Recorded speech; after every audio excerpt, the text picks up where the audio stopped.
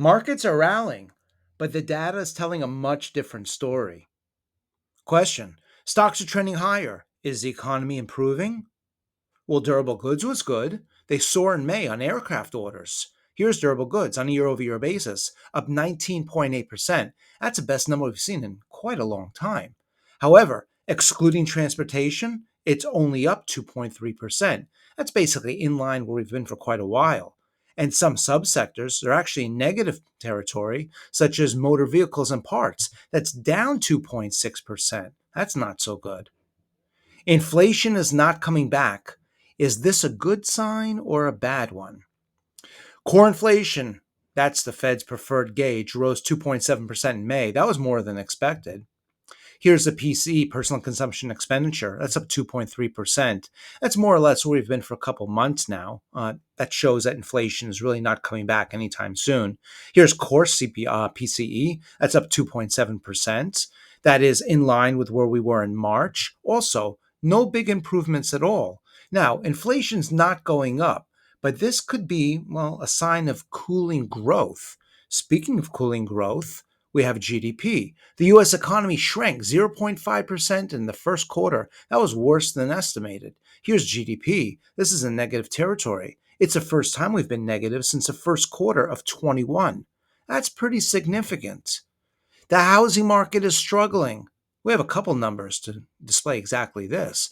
Home sales stay sluggish in May as mortgage rates and uncertainty weigh on markets. This is existing home sales, 4.03 million. That's more or less where we've been for a couple months now. Not as good as the 4.29 million December of last year and even 427 in February of this year. Now here's the existing home sales housing inventory, and you'll notice we're rising. There's a lot more homes for sale on the market, and these are existing homes. Remember, existing homes not so easily hit the market because of the lock-in effect. Well, despite the fact that mortgage rates are not declining, it doesn't seem to be stopping people from putting their homes on the market. We had an inventory in December of 1.14 million. It's now 1.54. Home prices, the hikes are slower, more than expected. We're talking about the Case-Shiller Home Price Index. That's a 330. Now, on the surface, that looks like a great number, all-time highs. But on a year-over-year basis, this is a different story. It's up almost 2.7%. That is the slowest rate of growth we've seen in quite a long time. So while we do hit all-time highs in the Case-Shiller Home Price Index, it's slowing on its ascent higher.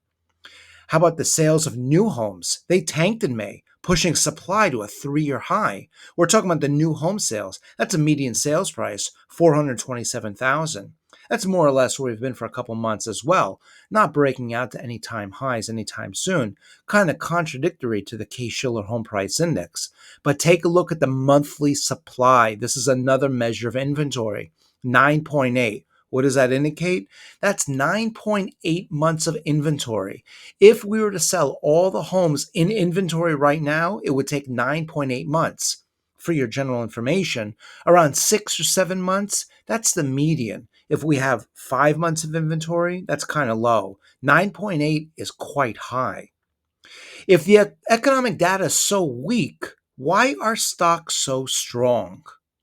Here's a 10-year bond, the yield in blue, in white, S&P 500, hitting new all-time highs on Friday.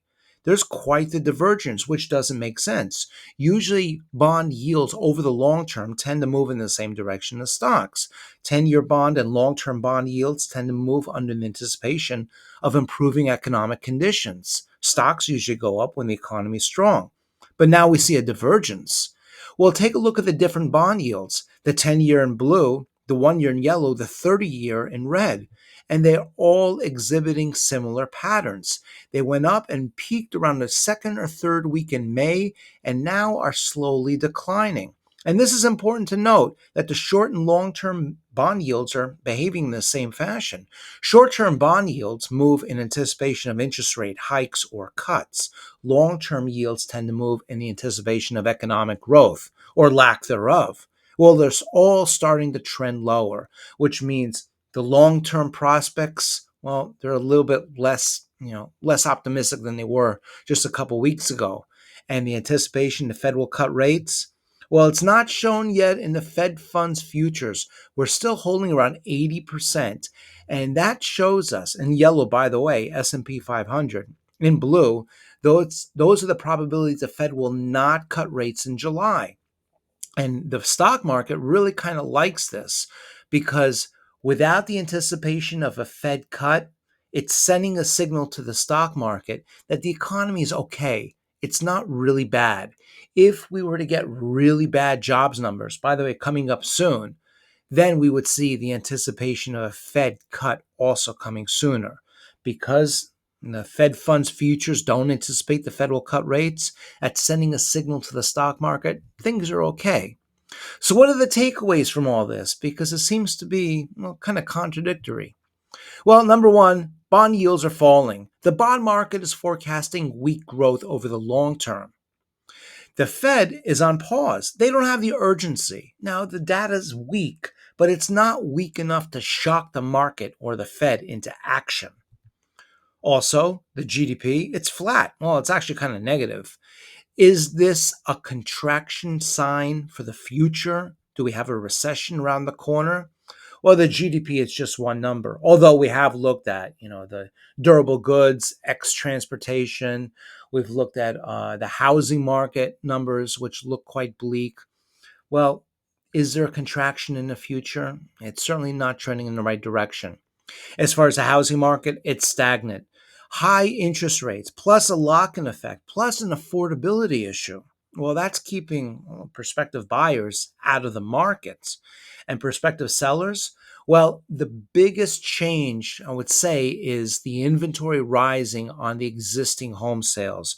Remember, existing homeowners, they don't want to sell when they most likely purchase their home with very low interest rates and they're going to roll themselves into a higher interest rate mortgage. Despite the fact that mortgage rates are not declining, these home sellers probably are feeling a little bit more urgency to put their house in the markets.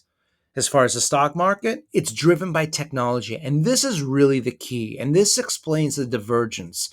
You see, take a look at the stocks that are making new all-time highs. A lot of that is tech, AI, some of the Mag 7s. They have a more global presence. And as a result, they're not so susceptible to only US economic conditions. They're driven by international economic conditions as well. So they're somewhat shielded. So while the housing market looks weak and the durable goods disappointed, ex transportation, this is not going to affect AI. And that seems to be driving the stock market higher. And we're going to talk about this in the near term future. Make note of what's making new highs and what's not.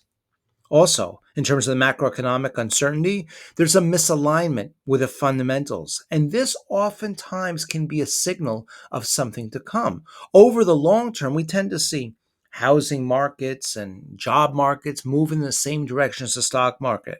That's not happening right now, and that could be a warning sign of something to come. And by the way, next week, in addition to the news, we have earnings season right around the corner. And this certainly could be a catalyst. So pay attention.